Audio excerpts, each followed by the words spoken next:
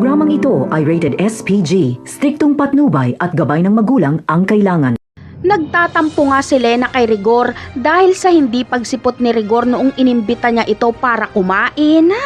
Kaya hindi pinapansin ni Lena si Rigor sa kanilang opisina. Susuyuin at hihingi naman ng tawad si Rigor sa kanyang kabit. Patatawarin siya ni Lena pero gusto nito ay pumunta si Rigor sa kanyang bahay. Magluluto si Lena ng masarap na sabaw at pakakainin niya si Rigor. Samantala, gusto naman ni Lena na matapos na ang kompetensya nila ni Marites. Gusto niyang magkaalaman na.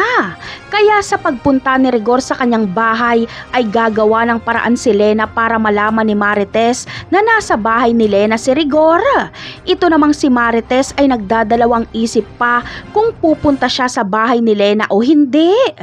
Pero mangingibabaw ang kagustuhan niyang malaman ang katotohanan kaya pupunta siya sa bahay ni Lena.